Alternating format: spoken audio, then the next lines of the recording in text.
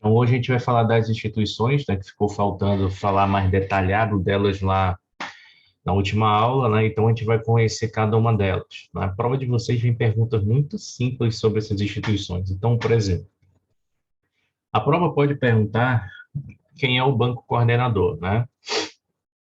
O banco coordenador, para você entender, ele é um banco que pode ser uma corretora, pode ser uma distribuidora, pode ser um banco de investimento e um banco múltiplo de carteira de investimento. Qual é a principal função dele? Ele vai organizar a oferta pública, tá? Seja de ações, seja de debêntures, seja de nota comercial paper, né, nota comercial, seja de qualquer operação, né, com valores mobiliários. Então, o banco coordenador ele faz esse tipo de lançamento, ele lança, né, essa oferta, né, ele é contratado para isso, e ele vai coordenar. Quando ele coordena, ele contrata um consórcio de instituições para estar trabalhando com ele, né? Entre as situações que ele vai fazer, ele vai avaliar a oferta para o mercado para saber se tem investidor interessado e vai elaborar o projeto de emissão. Mas não é só isso que ele faz, não, tá? Ele pode, inclusive, também, ó, ele pode não, ele vai, né, elaborar, né, o prospecto, a documentação exigida, né, para o processo na CVM, ele vai pedir autorização também, tá? Ele vai assessorar a empresa, né, que está abrindo para IPO em todas as etapas, como falei, ele vai organizar o consórcio de instituições, ou seja, ele vai contratar a instituição que é responsável pela distribuição, a instituição que é responsável pela custódia, pela liquidação, pelo contato com os investidores e por aí vai. Então, ele tem uma série de atribuições, tá? Ele vai elaborar aqui o consórcio, né, vai agir com diligência, vai prover a apresentação da empresa, isso aqui é importante. Às vezes, os investidores que vão estar lá no mercado, eles não sabem quem é a empresa.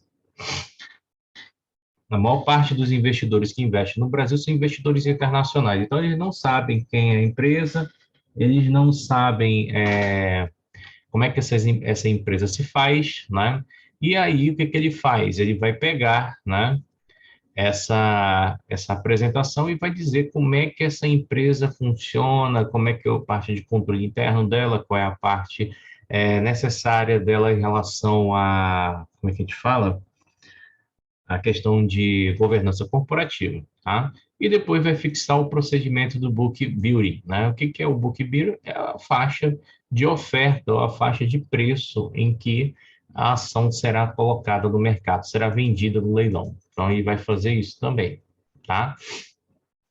Tipos de colocação. Isso aqui são os tipos de colocação ou garantias da oferta, né? Então, todas elas caem na tua prova. Sorte que o termo em inglês não cai, né? Antigamente caía. Então, nós temos uma que é chamada de Underwrite Best Efforts, né? A gente chama ela de, em português, de melhores esforços. O que que seria o melhores esforços, né?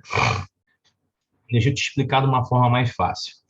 Imagina, né, que a empresa Bradesco, né, foi contratada, né, para fazer um IPO de uma empresa que vai entrar na bolsa. Se a IPO dessa empresa, essa empresa vende calçados, exemplo, uma grande fabricante de calçados de luxo, né? Então o Bradesco ele pode fazer o seguinte: olha, eu vou fazer essa oferta por melhores esforços. Como é que ela funciona? A oferta por melhores esforços, o Bradesco não dá garantia de nada. O que que ele vai fazer? Ele vai auxiliar a empresa a abrir na CVM e vai dar tudo de si para vender esse papel lá no mercado. Se for vendido, ótimo para a empresa. Se não for, né, se a empresa não conseguir captar o alvo que ela está querendo, desculpa, se a empresa não conseguir captar o alvo que ela está querendo, esse recurso ele volta para a tesouraria da empresa, ou seja, as ações voltam para a tesouraria da empresa, ficam chamadas de ação de free days, né? Elas voltam para a tesouraria da empresa e a empresa vai ficar captar o recurso só do que ela vender, tá? Diferente dessa garantia aqui que a gente chama de underwrite 3, né? Que a gente chama de melhor, essa aqui é garantia firme, 3 que é garantia firme, né? O que que seria a garantia firme? Vamos voltar para esse mesmo exemplo. Eu tenho uma empresa de sapatos que contratou o Bradesco para fazer o IPO, né? Só que a garantia é firme, né? A empresa pagou por isso, né? Como é que funciona a garantia firme? A empresa vai dizer quanto que ela quer por ação e o Bradesco vai comprar todas as ações dela. O Bradesco compra todas as ações e, posteriormente, o Bradesco vai colocar no mercado, né, à venda, né? Então, a diferença entre os trade, que é garantia firme, e os melhores esforços é só essa, que na garantia firme, o banco já assume, ele compra todas as ações, a empresa elimina o seu risco e quem vai ficar com risco é a instituição bancária. Já nos melhores esforços, o banco ele não vai comprar as ações da empresa, ele vai fazer a colocação no mercado, o mercado que vai assumir e o risco é da empresa, ou seja, o banco ele só faz a intermediação. Deu para entender a diferença de uma para outra? Deu sim, É, tranquilo. bem tranquilo, bem tranquilinho. Só lembra, melhores esforços, o banco não assume, aí vai ser colocado no mercado. Trade é o garantia firme, né? Garantia firme que vai prestar na tua prova. O banco assume integralmente, então a empresa ela elimina o risco dela e depois ele coloca no mercado, tá? E eu tenho a garantia que é chamada stand-by, né? Stand-by é um modo de repouso, é um modo de espera. O que que acontece? Ó, a instituição financeira se compromete a colocar as sobras junto ao público em determinado período de espaço de tempo após a qual ela mesma subscreve o total de ações não colocadas, né? Decorrido o prazo, o risco de mercado intermediário financeiro. Então, o que que acontece, né? Na stand-by, a instituição financeira, ela vai pegar a sobra, aquilo que sobra, da onde? Pode ser tanto do underwrite, né? Normalmente é do underwrite, né? O que sobra, né? E o que vai sobrar aqui se tiver essa cláusula de stand-by. Se a instituição financeira não colocar, ela assume. Em outras palavras, o stand-by ele é uma oferta pública aonde a empresa, né, ela pega os papéis que ela sobrou, faz uma nova oferta, né, e ela pode deixar essas ações subscritas, pode deixar parada em tesouraria e, em um momento oportuno, ela coloca de volta no mercado, tá? Não é assim, eu faço a oferta e já coloco imediatamente. No stand-by, você espera, você aguarda. Você cria toda essa oferta e aguarda. Só que essa oferta é feita com sobras do que sobra de uma oferta anterior, tá? Então, basicamente é isso. Melhores esforços, instituição financeira coloca o papel em negociação, mas não assume a responsabilidade, o mercado que vai assumir a compra. Na garantia firme, que é a Estrade, a instituição coloca, né, e assume a responsabilidade, então ela vai comprar os papéis, depois o risco fica com ela, e a empresa já recebeu dela e já eliminou o risco, e na stand-by há um tempo de espera para colocação. Pronto, se souber isso, já está bem tranquilinho para a prova, tá? Isso é papel do banco coordenador. E aí nós temos um outro papel relevante. Quem? Agências de rating, né? O que é uma agência de rating, né? Agência de rating são várias instituições, tá? De auditoria, mas o primordial dela na realidade, analisar isso. O risco de crédito, o rating de crédito de uma instituição. Então, nós temos as mais famosas do mundo, tá? Que é a Moody's, a Fitch e a Standard Poor's, né? Que é a Standard Poor's é a mais conhecida do mercado. Essas três aí dominam 95% do mercado do global para análise de títulos e valores imobiliários e instituições financeiras. Então, elas vão analisar tanto o risco de crédito de empresas, de instituições financeiras, de títulos, como de países também, tá? E quando a gente fala delas, elas têm uma classificação, né? Então, a classificação da agência de rating é assim, ó. A que mais cai nas provas de exame de certificação é essa classificação que é da Standard Poor's, tá? Mas você pode ter qualquer outro tipo de classificação, inclusive pode ter uma agência dessa reguladora que seja brasileira e ela adota um outro tipo de nomenclatura, só que ela vai colocar a legenda do manual dela, tá? A mais comum é essa que eu vou grifar, que é da Standard Poor's, né? Então ela classifica, por exemplo, o risco, né, dos ativos, né? O melhor é esse AAA, né? São os três Azinhos, né? E o pior seria o C e o D. Mas, na verdade, o pior risco aqui nessa aqui seria o D, tá? Então, eu vou classificar as instituições entre melhores pagadoras e piores pagadoras, né? Então, imagina só. Tem uma questão na prova da CPA 20 que ela diz o seguinte, vou botar aqui do lado. Ela diz o seguinte, tá? Uma debênture emitida pela empresa A de rating CCC, tá? E outra emitida pela empresa B de rating CC, né? Essa questão vem e ela tem várias perguntas, né? Ela sempre aparece na prova assim, contando a historinha, falando que tem uma empresa A que tem um rating CC e falando que tem uma empresa A, B com rating CC, né? Às vezes, né, eles invertem só a nota, né? Mas o teor é o mesmo, né? Olha só a pergunta que eu vou te fazer, Stephanie.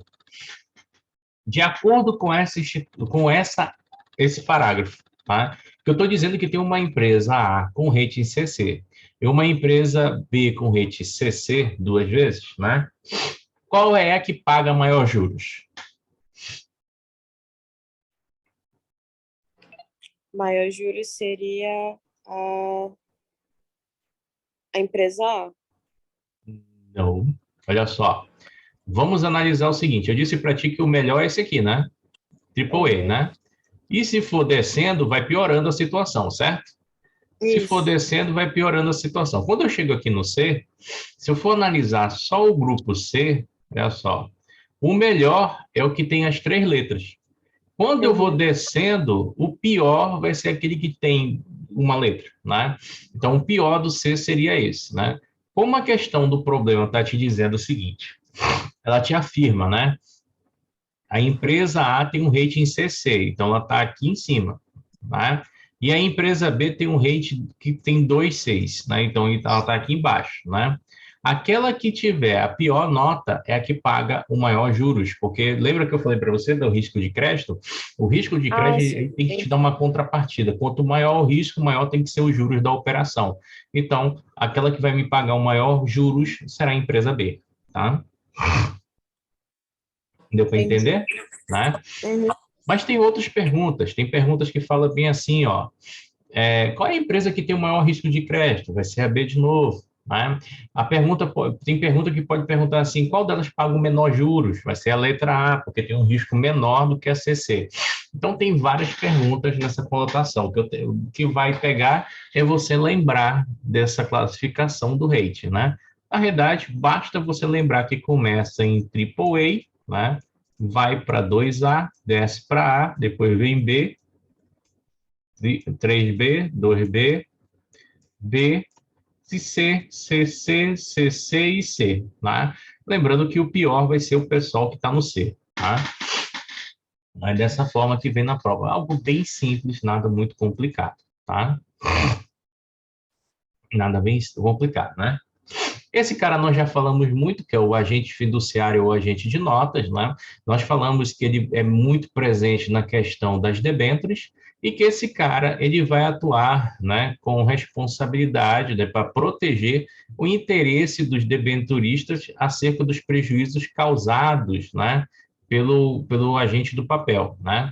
Lembra que esse cara que é o agente fiduciário, ele vai ter que cumprir algumas cláusulas, entre elas convocar uma Assembleia Geral dos Debenturistas para saber como é que anda, né, toda a situação. Tá? Então, é um cara importante nesse processo. O outro banco é o banco escriturador. Esse cara cai pouquíssimo, nunca vi cair na prova da Ambima CPA 20, mas a gente vai estudar sobre ele.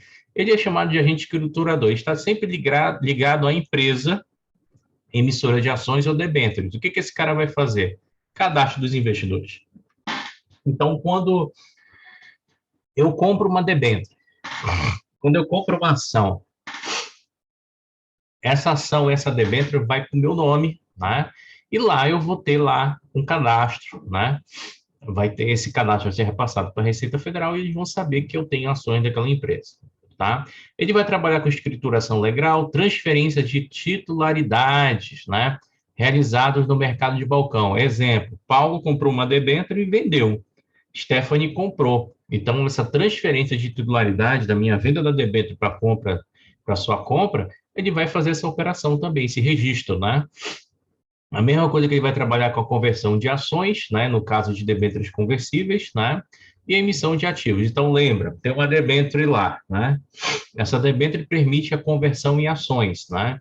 Então, se eu, Paulo, comprar essa debênture, a empresa ela tem ações no nome dela, né? Quando a debênture vencer e eu disser eu quero ações da companhia, essas ações automaticamente saem do nome da empresa e vêm para o nome do Paulo. E isso vai ser feito por esse carinha. Então, ele só tem essa função, que é atuar como se fosse uma espécie de cartório, tá? O outro banco, que eu também vi muito pouco cair na prova do BIM, quase nada, é o banco mandatário, tá? O que que esse cara faz? Ele vai desempenhar a função por banco comercial ou mútuo que tenha carteira comercial com conta de reservas bancárias. O que que é isso, né? Ele vai ser indicado pela companhia emissora pela confirmação financeira de todos os pagamentos envolvidos, né, realizados pelo emissor que cabe ainda ao banco mandatário. São a transferência fiduciária da B3, né, transferência das debêntures, então aquele negócio todo. Então, todo o pagamento que for feito, né, vai ter que estar sendo feito nesse banco comercial, ou seja, se o, vamos supor assim, o cara vai fazer uma escrituração de debêntures, tem que pagar essa escrituração, vai ser pago lá. Se ele vai transferir, né, o nome dos participantes das debêntures, né, vai ter que pagar também esse registro lá no CND. Se ele vai, por exemplo, fazer o exercício relativo das debêntures, vai ter que pagar. Se ele for transferir, né, transferir, né, a custódia para o nome da B3, porque o que acontece? A, a, a debenture, quando ela é lançada, ela fica lá, ela vai ser registrada na custódia da B3, e no momento que os investidores vão comprando, sai da custódia, entra no nome do investidor, que também fica registrado na custódia da B3, e o dinheiro é repassado para a empresa. Então, todos esses custos o banco mandatário vai cuidar. Tá? Isso é uma função dele. Na prova, eu vi quase nada disso aí, nesses anos todos. Tá? Nem no CEA, eu não vi cair nada desse cara. Tá? Custodiante cai, tá? Mas é pouco também. Mas o custodiante, o que que eu preciso saber dele? Basicamente, esses dois itens. Ó, o custodiante, ele é como se fosse uma espécie de clearing house, ele vai fazer a liquidação financeira. O que que é a liquidação financeira? Quando termina o leilão, né? Eu vou ter lá o tempo de compensar o dinheiro dos investidores, né? E transformar em ações e passar essas ações para o nome dos investidores. E esse banco vai fazer a guarda da movimentação dos títulos. Então, ele vai ter um registro dizendo lá quem comprou, e ele vai fazer essa manutenção que a gente chama de custódia, tá? Antigamente, as custódias, elas eram pagas, né? Hoje, a maior parte das corretoras isenta os seus investidores dessa taxa, tá? Acho que não tem, acho que se tiver uma ou duas que cobra, é muito, tá? A maioria deixa, Paulo, tá? Oi. o que é fazer a custódia? A custódia, tu tem um serviço lá no banco que é chamada de custódia de cheque, tu não tem lá calção de cheque lá? Uhum. Tu já fez esse serviço lá? Não, não, Não. porque eu nunca fui caixa. Não, mas se bem que isso não é só função de caixa, não. Deixa eu ver alguma coisa que possa assimilar para ti para ser fácil. Tu sabe que o banco ele pode guardar, por exemplo, joias, né? A gente tem um exemplo, a Caixa Hum, Econômica, não tem? A Caixa Econômica, o sim, cara vai lá, faz o penhor da joia e recebe um valor, não é assim? sim, sim, sim. Né? Mas vamos tirar essa parte só de receber o valor. Imagina só o seguinte: eu, Paulo, tenho muitas joias e eu não quero guardar essas joias na minha casa. Eu posso comprar um cofre no banco e o banco faz a custódia, ele faz a guarda. Quando eu passo isso para o banco vai assinar um termo, vai fazer todo um negócio. Eu vou assinar esse termo dizendo que estou disponibilizando joias, anel, não sei o que lá, e vai bater foto. Eu vou assinar tudinho, vai fazer uma lista, né? Aí o que que acontece? Vai ficar guardado na custódia do banco. O que que é custódia? Vai ser guardado vai ser, vamos dizer assim, a custódia nada mais é do que guardar, né? Então, o banco vai guardar isso dentro do cofre, tá? E vai se responsabilizar por esse ativo, tá? A mesma coisa acontece quando eu faço ações, né? Quando eu compro uma ação, quando eu compro uma debênture, uma nota promissória, existe um banco, que é o banco custodiante, ele vai registrar essa operação no cartório, Ele vai registrar essa operação na Clearing House e ele vai dizer assim, olha, o Paulo detém 1.000 ações de Petro, o Paulo detém 2 debêntures da Vale, e ele vai guardar isso lá na B3, no banco de títulos, né? Quando eu vender, ele vai pegar esse registro e vai dizer, não é mais do Paulo, agora é de outro investidor. Então, ele faz essa manutenção de registro, ele faz essa guarda de registro, né? Então, custódia nada mais é do que guardar, tá? Guarda. Beleza. Beleza. Então, nós temos aqui o formador de mercado, make market, né? Esse cara aqui é importante. Normalmente, o make market ele é uma corretora e uma distribuidora, tá? Normalmente, corretora e distribuidora, tá? Sempre, né? O que eles vão fazer? Eles vão atrás dos investidores, eles vão apresentar a empresa, eles vão propor lá negócio, eles vão trazer especialista para analisar a empresa, para apresentar, fazer palestra. Então, eles que vão ser praticamente os formadores de mercado, né? E vão ser os caras que vão proporcionar a liquidez do ativo, né? Então, as pessoas que vão comprar, né? Então, as corretoras elas têm um papel muito importante no mercado para serem esses formadores, corretoras e as distribuidoras, né? Junto com as corretoras e distribuidoras nesse papel, nós vamos ter o AI, o agente autônomo de investimento. No caso, seria eu lá com a Finance, né? A corretora, por exemplo, que a gente pertence, a Genial, se ela participar de uma oferta, eu posso auxiliar, né, os investidores, né, como intermediário, auxiliando-os na compra, na participação dessa oferta pública, né?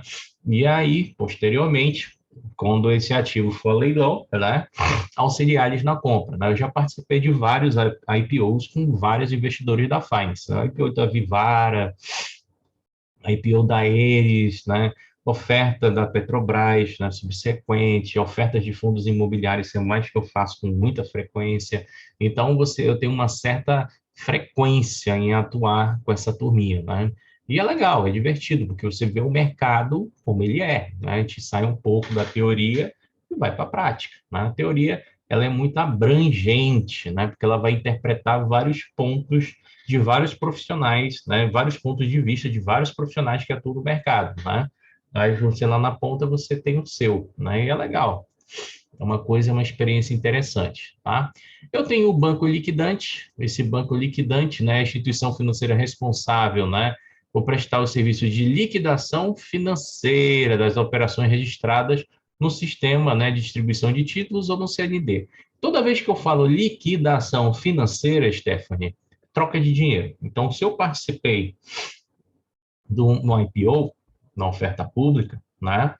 Quando o meu dinheiro tem que estar lá na conta da instituição, e aí, quando chegar o dia do leilão, o meu dinheiro sai da minha conta corrente e vai para esse banco liquidante, para ele poder passar a ordem, né, para o banco custodiante, poder passar a ordem para o banco mandatário e esse papel que eu comprei vir para minha mão, entendeu?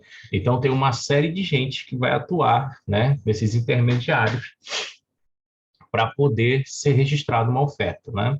Só para você ter uma ideia, quando tem uma oferta pública, né, participam todas as instituições do mercado. Então, é mais de 50 instituições participando de uma oferta pública, né? Então, os bancos, eles só são inimigos, assim, aparentemente, né? No momento que há oferta pública, eles são tudo amigos, porque eles estão jogando no mesmo time, porque eles querem vender o máximo possível dos papéis das empresas para lucrar, entendeu? Nossa, meu nariz está Maior? horrível. Hã? É Hã? muita coisa, é muita gente para pouca coisa.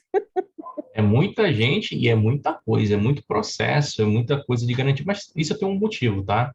O motivo de fazer isso é porque nós seguimos normas internacionais. Então, todas as bolsas, o mesmo funcionamento que tem na bolsa brasileira é o funcionamento da bolsa americana, é o funcionamento da bolsa europeia, da bolsa japonesa, na China. Então, os padrões, as normas internacionais para a bolsa é a mesma coisa, né? Então, eu preciso de muita gente participando até para dar transparência para as coisas que estão acontecendo. Se fosse só um grupo fechado, informações fechadas, né? Isso aí ia gerar muito receio para as pessoas, tipo, pô, eu vou colocar meu dinheiro numa coisa que eu não sei o que está acontecendo, eu não sei quem são as instituições que estão por trás, ou então eu vou colocar o meu dinheiro em uma coisa que participa 3, 4 instituições? Não. Então, um grande investidor ele pensa muito nisso, né? Só para te ter uma ideia, aqui no Brasil, quando tem essas ofertas públicas, participa Santander, Bradesco, Itaú, né, XP, a Rico, Caixa Econômica, Banco do Brasil, a Genial, né? Aí na Genial vem todos os assessores, todos os agentes autônomos credenciados, aí vem a Finance, aí vem a Rico, vem aí, Nubank não, vem aí Banco Inter, né? Vem aí BTG Pactual, né?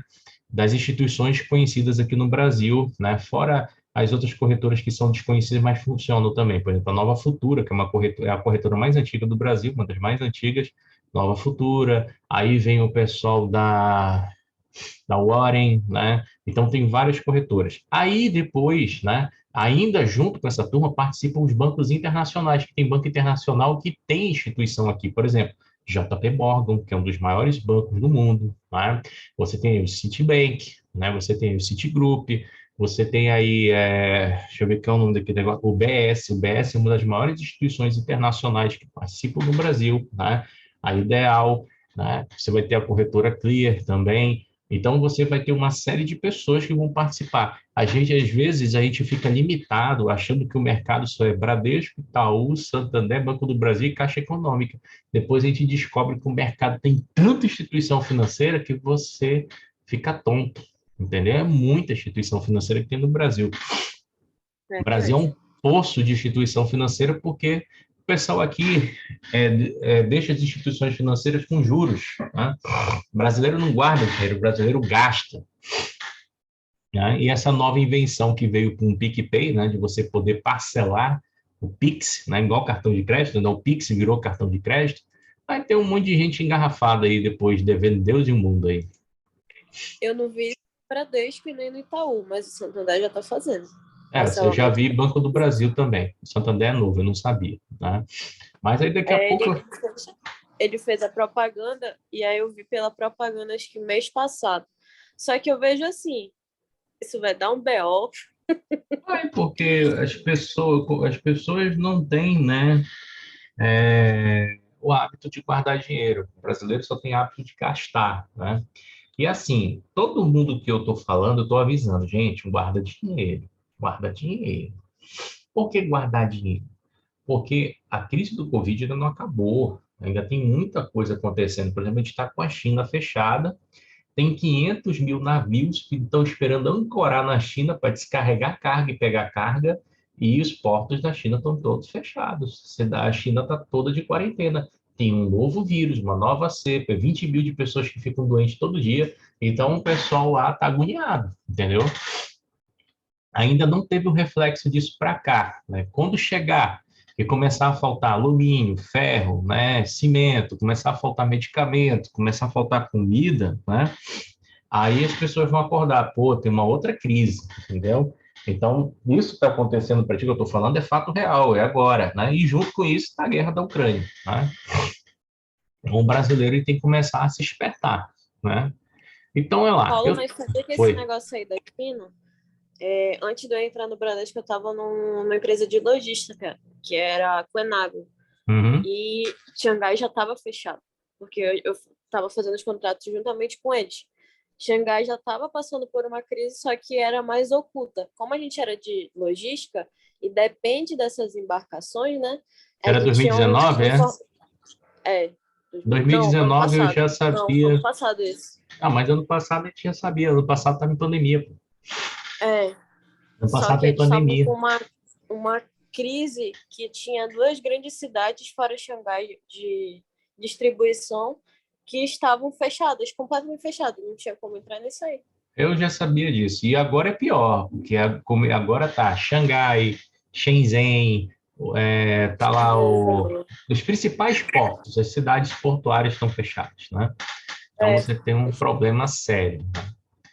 Eu tenho uma cliente de empresa de logística, ela quebrou por causa disso. Ela desistiu de trabalhar, entendeu? Fechou a empresa e vai ficar em casa. Porque não tem como. Você manter a empresa, abre, fecha, abre, fecha, abre, fecha, e o pessoal se quebra, né? Aí eu vou ter aqui a instituição depositária, tá? Isso aqui cai pouco. Normalmente a instituição depositária, é a instituição que o investidor dá a ordem, né, de compra ou de venda ou de participação no leilão, né? Então lá vai ficar o depósito, tá? E pode ser qualquer banco. Banco, corretora, distribuidora, tá?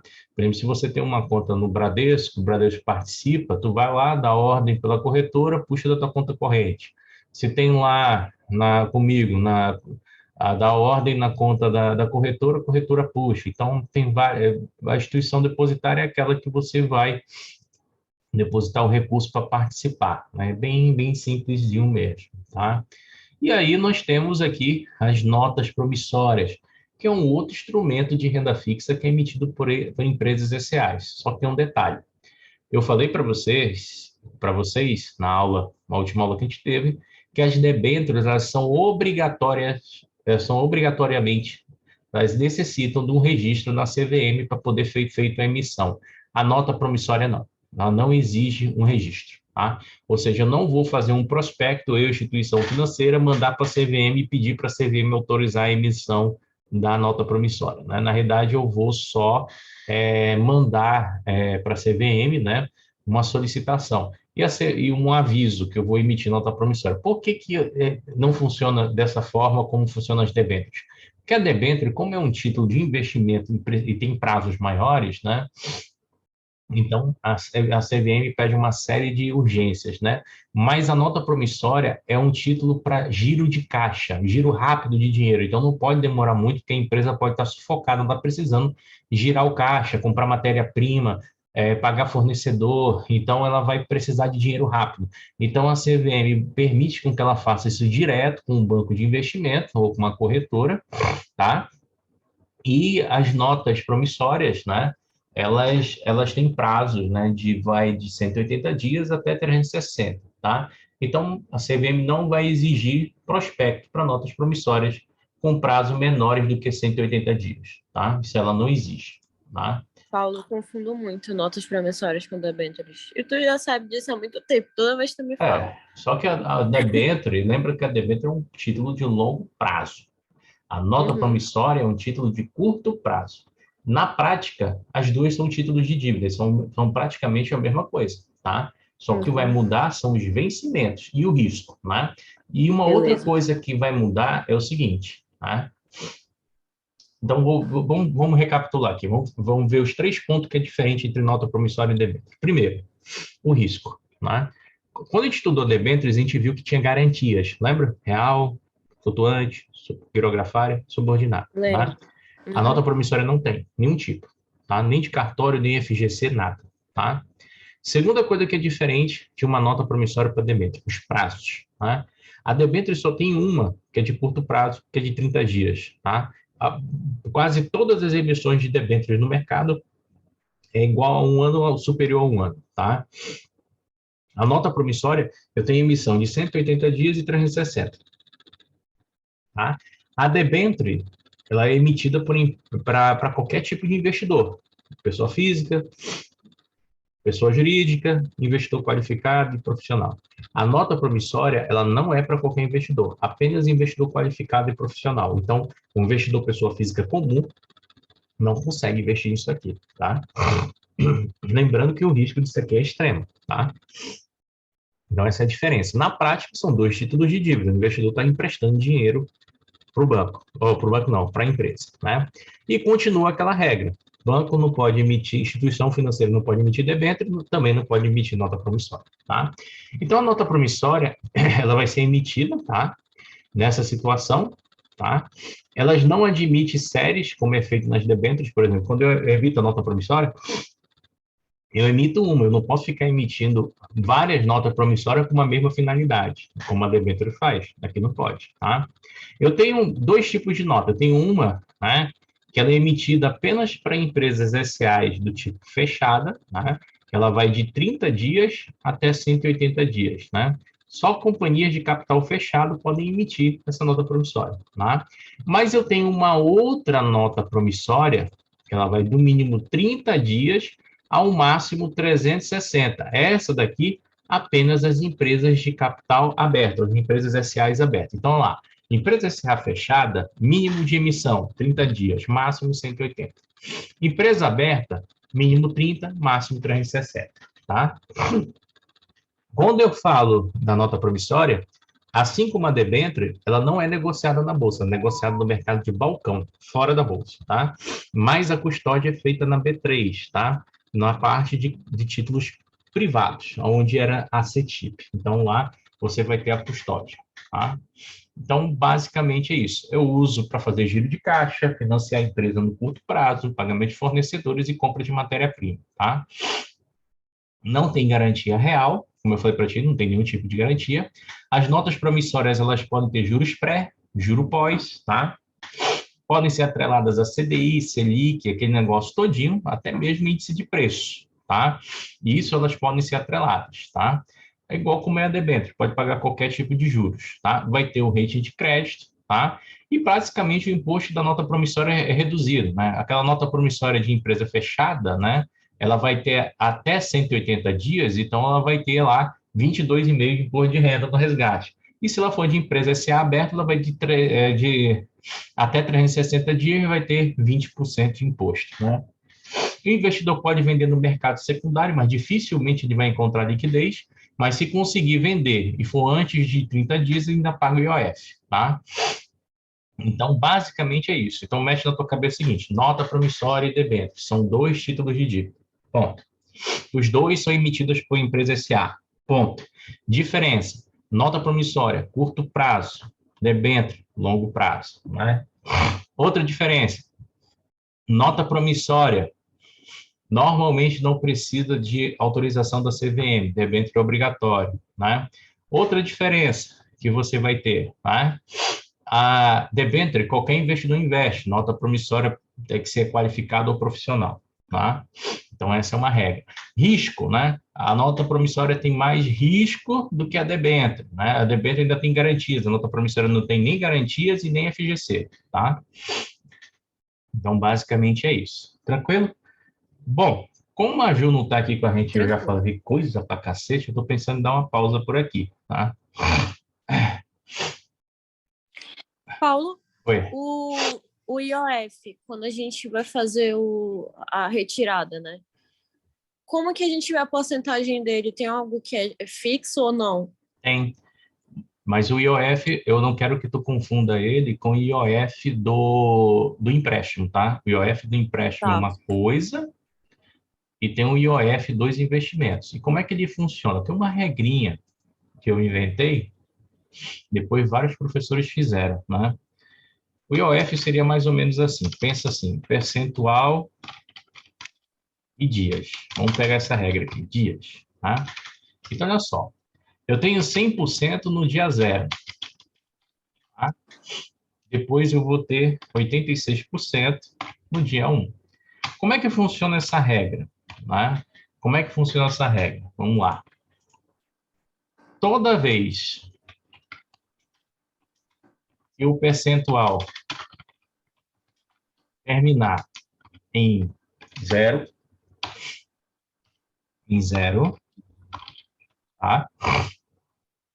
Toda vez que o percentual terminar em zero, você diminui de 4. E toda vez que terminar em números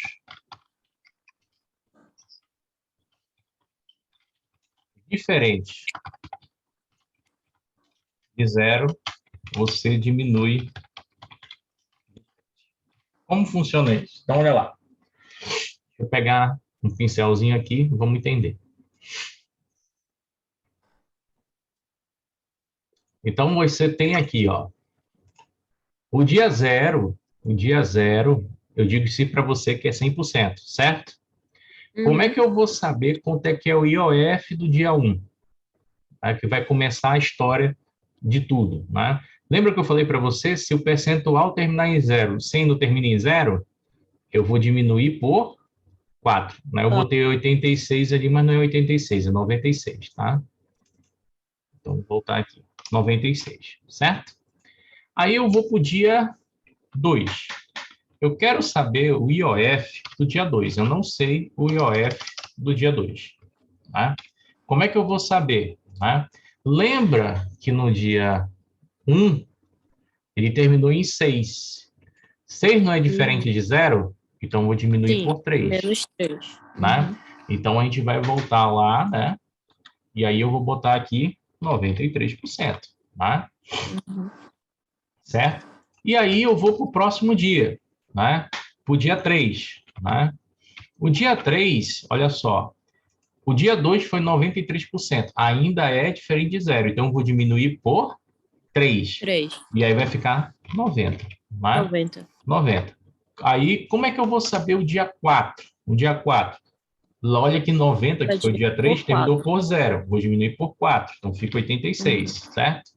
E aí eu vou diminuir por 4 isso aqui, 4, né? Aí eu vou fazer isso, né? Até chegar em 0. Em um monte de tempo, né? Até eu chegar em 3%. Quando é que vai ser 3%? Quando ele tiver 29 dias. E aí, quando é Uhum. que vai ser zero IOF? Quando for 30 dias. Entendeu?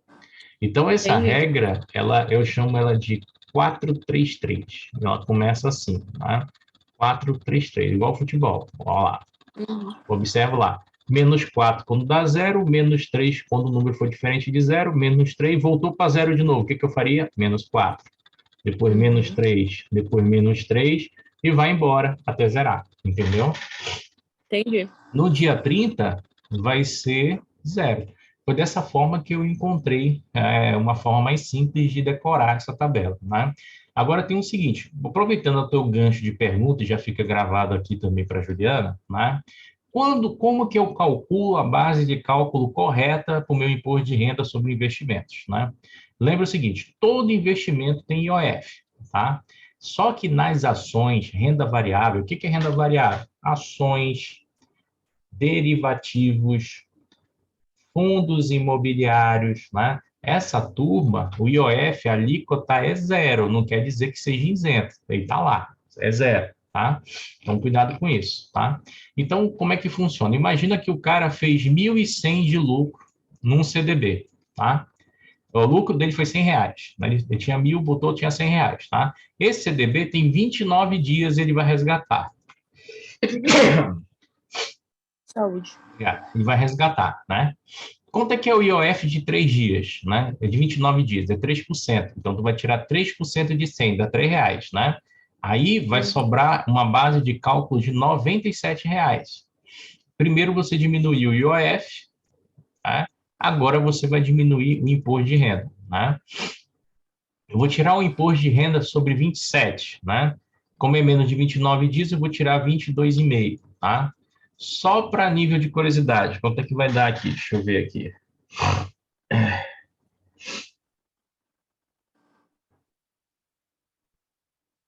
Só a nível de curiosidade, né? Vamos pegar a calculadora aqui.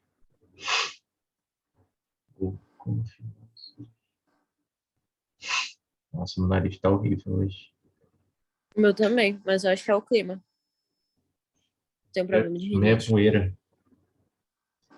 Então, é lá. Você tem 97, vou tirar 22,5%, vai ficar 21,83 e a base de cálculo vai ser 75. Então, depois que eu tiro isso aqui, vai ficar R$ 75,18, né?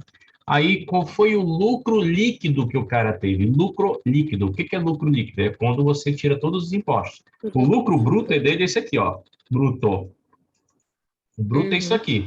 O líquido é quando eu tiro os impostos. Fechou. Primeiro eu tiro o Uhum. IOF, depois eu tiro o imposto de renda. Sempre essa regra. Uhum. Quando eu peguei R$ 100, que foi o lucro, e abati pelo IOF, achei R$ 97. Agora eu formei a base de cálculo do imposto de renda. Pego o 97, tiro 22,5, dá 75,18. Qual foi o lucro líquido dele? Foi 1.075,18. E 10 centavos. Entendeu? Ou seja, ele Uhum. perdeu aí mais ou menos quase 30 e pouco, R$ 25, né? Quase R$ 25 ele perdeu de imposto, tá? Uma coisa que eu odeio que os bancos fazem, aquela aplicação automática, né? Então, como é que aquela aplicação automática funciona? Você, todo dia o dinheiro aplica e volta para a tua conta, aplica e volta para a conta, aplica e volta para a conta, né? Não é assim? Aí, olha só, Uhum. quando vai para aquele fundo de investimento, ele é um fundo de renda fixa. Então, todo dia tu tá pagando 96% de OF mais 22,5% de imposto de renda. Ah, rendeu R$ 1, Paulo. Rendeu R$ 1 a minha aplicação. Aí o gerente vem com aquele papo furado. Não, mas você você vai render o imposto, que não sei o quê, vai ter rendimento, não sei o quê. Tá, rendeu R$ 1.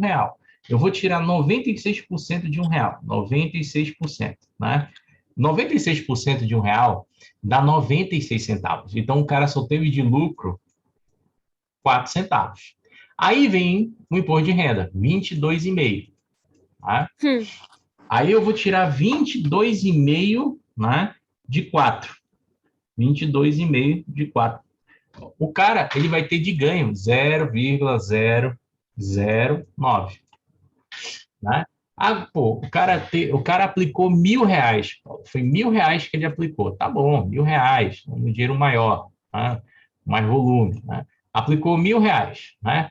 De IOF, ele perdeu quanto? 96. Ele perdeu quanto de IOF? Vamos lá, 1.000.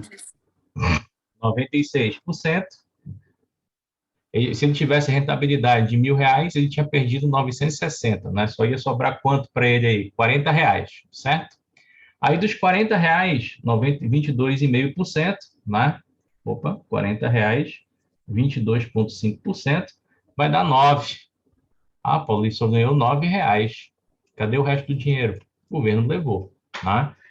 Mas o banco tem um motivo para fazer isso, não é porque o banco é fuleiro que ele faz isso. O banco ele faz isso porque lembra quando a gente estudou a parte de economia, não tem um tal do depósito compulsório? Sim. Se o cliente deixa dinheiro parado em conta corrente de banco, deixa parado em depósito a prazo, né? Aplicação em CDB, LCI, LCA e poupança, o governo vai lá e come 30%, né? Só que tem um detalhe, pelo menos na poupança, no CDB, o banco ainda pode pegar o dinheiro, fazer empréstimo e movimentar a coisa, né? Mas quando está na conta corrente, o dinheiro não dá para fazer tanto movimento, mas o banco paga 30% em cima disso, né? E aí, o cara, para o governo não comer, não arrebentar os bancos com 30%, ele faz essa aplicação automática e toda hora está saindo dinheiro da conta dos clientes, não dorme com dinheiro na conta, o governo não come 30% do banco e, em contrapartida, o governo vai comer do cliente nos impostos. Entendeu? Entendi. Uma onda, né? É, mano. O Ai, resumo meu da Deus. ópera. É muito dinheiro. Resumo da ópera. É muito dinheiro e nós, investidores, sempre perdemos. Entendeu? É, Investidores infelizmente. não, população. Né? População sempre perde. Tá? Então, vou parar por aqui. Aí amanhã a gente termina essa parte que a gente vai falar de CDB, LCI, LCA, CRI, CRA, termina e vamos para derivativos. Beleza? Beleza. Tá bom, então. Beleza. Te cuida. Boa Até noite. amanhã. Boa noite. Até amanhã.